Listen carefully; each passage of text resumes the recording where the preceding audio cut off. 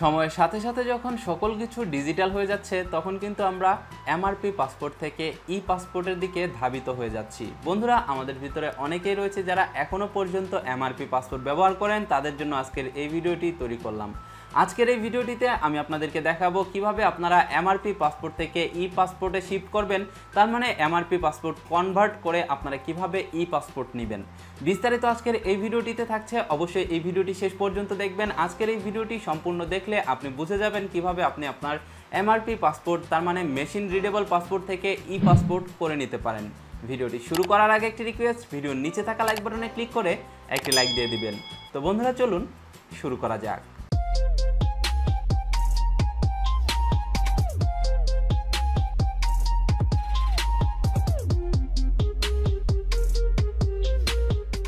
Welcome back viewers, MRP passport থেকে ই passport করার জন্য আপনাদের যে কাজটি করতে হবে, আমার ভিডিও ডেসক্রিপশন বক্সে থাকা লিঙ্কটিতে ক্লিক করতে হবে। লিঙ্কে ক্লিক করলে আপনাদেরকে নিয়ে আসবে এই ওয়েবসাইটটিতে।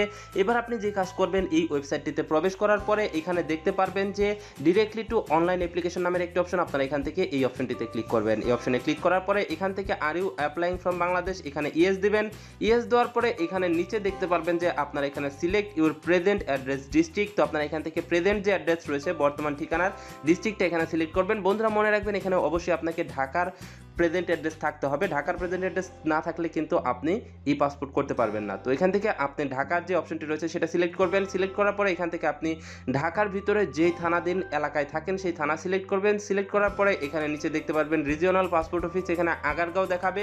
তো আপনারা এখান থেকে কন্টিনিউতে প্রেস করবেন। কন্টিনিউতে প্রেস করলে এখানে আপনাকে সেকেন্ড স্টেপে আপনার ইমেল অ্যাড্রেস দিতে বলবে। এখানে আপনি আপনার ইমেল অ্যাড্রেস দিবেন। ইমেল অ্যাড্রেস দেওয়ার পরে নিচে দেখতে পারবেন I am not a robot, এই অপশনটিতে ক্লিক করবেন।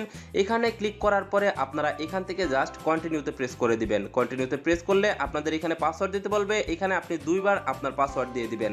বন্ধুরা, এখানে পাসওয়ার্ড যে পাসওয়ার্ডটা দিবেন সেটা অবশ্যই মনে রাখবেন। পাসওয়ার্ডের ভিতরে অবশ্যই একটি ক্যাপিটাল লেটার থাকতে হবে এবং নাম্বার দিয়ে আপনারা মিনিমাম 6 ক্যারেক্টারের একটি পাসওয়ার্ড তৈরি করবেন। নিচে পার্সোনাল ইনফরমেশনের জায়গায় আপনার ভোটার আইডি কার্ড অনুসারে অথবা আগের যে পাসপোর্ট রয়েছে সেই আগের পাসপোর্ট অনুসারে আপনি এখানে নাম লিখে দিবেন।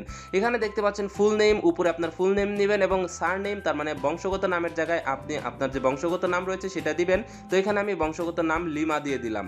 তো নিচে দেখতে পাচ্ছেন কন্ট্যাক্ট ইনফরমেশন, এখানে আপনি আপনার মোবাইল নাম্বারটি দিবেন। মোবাইল নাম্বার দেওয়ার পরে নিচে দেখতে পাচ্ছেন এখানে I am not a robot নামের একটি অপশন, এই অপশনটিতে ক্লিক করে আপনারা ক্রিয়েট অ্যাকাউন্ট, এই অপশনটিতে ক্লিক করে দিবেন।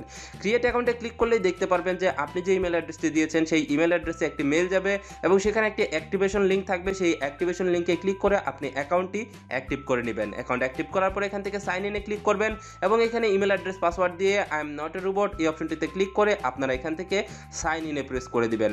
সাইন ইনে প্রেস করলেই আপনার অ্যাকাউন্টটি লগ ইন হয়ে যাবে। অ্যাকাউন্ট লগ ইন হয়ে গেলে দেখতে পাচ্ছেন apply for a new E passport, এখান থেকে আপনারা এই অপশনটিতে ক্লিক করে দিবেন। Apply for a new E passport এই অপশনটিতে ক্লিক করলে দেখতে পারবেন আপনাদের সামনে একটি ফর্ম চলে আসবে। এই ফর্মের ভিতরে দেখতে পাচ্ছেন পার্সোনাল ইনফরমেশন, এখানে I apply for my self, এখানে টিক দিবেন। নিচে থেকে আপনার জেন্ডার সিলেক্ট করবেন। জেন্ডার সিলেক্ট করার পরে এখানে এই ফর্মের ভিতরে যে অপশনগুলো রয়েছে আপনারা সেগুলো এখান থেকে পূরণ করে নেবেন। বন্ধুরা, এই ফর্মটি কিভাবে পূরণ করতে হয় বিস্তারিত আমার একটি ভিডিও রয়েছে, আপনারা সেই ভিডিওটি দেখে নেবেন। আমি ভিডিওটি সংক্ষেপ করার কারণে এই ভিডিওতে আমি ডিটেলস দেখাচ্ছি না। তো এখানে আপনারা এই ফর্মটি পূরণ করবেন। ফর্মটি পূরণ করার পরে নিচে দেখতে পারবেন যে এখানে আইডেন্টিফিকেশন নাম্বার দিতে বলবে। এখানে আইডেন্টিফিকেশন নাম্বার দিয়ে সেভ এন্ড কন্টিনিউ এই অপশনটিতে ক্লিক করে দিবেন। সেভ এন্ড কন্টিনিউতে ক্লিক করলে এখানে আপনাদেরকে দেখাবে প্রিভিয়াস পাসপোর্টের অপশন। তো যারা এমআরপি পাসপোর্ট থেকে ই পাসপোর্ট করবেন তাদের জন্য শুধুমাত্র এই যে অপশনটি রয়েছে এই অপশনটি ইম্পর্টেন্ট। তো আপনারা এখান থেকে এই অপশনটি খেয়াল করুন। তো বন্ধুরা, আপনারা যারা এমআরপি পাসপোর্ট থেকে ই পাসপোর্ট করবেন, তার মানে যাদের এমআরপি পাসপোর্ট রয়েছে তারা এখান থেকে দেখতে পাচ্ছেন I have a machine readable passport এই অপশনটিতে ক্লিক করে দিবেন। I have a machine readable পাসপোর্টে ক্লিক করলে নিচে আপনাদের সামনে একটি অপশন চলে আসবে। এখানে দেখতে পাচ্ছেন নিচে একটি ফর্ম চলে আসছে। তো এখানে আপনাকে ফর্মের ভিতরে যে অপশনগুলো রয়েছে সেটা পূরণ করতে হবে। এখানে হচ্ছে যে পাসপোর্ট রিজন, মানে আপনি পাসপোর্ট যে রিইস্যু করবেন সেটা রিজন কি। এখানে দেখতে পাচ্ছেন সবার উপরে রয়েছে কনভারসেশন টু ই পাসপোর্ট, তো আপনারা এই অপশনটি সিলেক্ট করে দিবেন। তার মানে আপনি এমআরপি থেকে ই পাসপোর্ট করতে চান সেটা এখান থেকে সিলেক্ট করে দিবেন। এখানে আপনার প্রিভিয়াস পাসপোর্ট নাম্বার এবং পাসপোর্টের ডেট অফ ইস্যু এবং ডেট অফ এক্সপায়ার এখান থেকে সিলেক্ট করে দিবেন।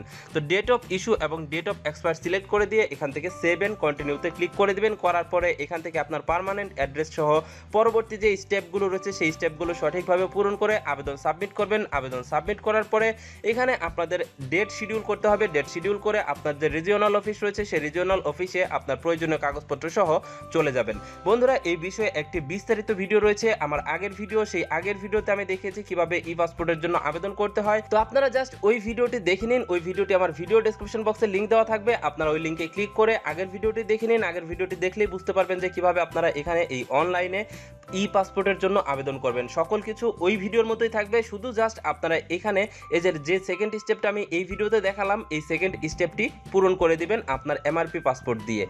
বন্ধুরা, এই ছিল এমআরপি পাসপোর্ট থেকে ই পাসপোর্টে শিফট করার নিয়ম। এভাবেই আপনি এমআরপি পাসপোর্ট থেকে আপনার ই পাসপোর্ট করে নিতে পারবেন। ভিডিওটি ভালো লাগলে অবশ্যই ভিডিওটিতে লাইক দিবেন এবং বন্ধুদের মাঝে এই ভিডিওটি শেয়ার করতে ভুলবেন না। ভালো থাকুন, সুস্থ থাকুন, দেখা হচ্ছে পরবর্তী ভিডিওতে। আল্লাহ হাফেজ।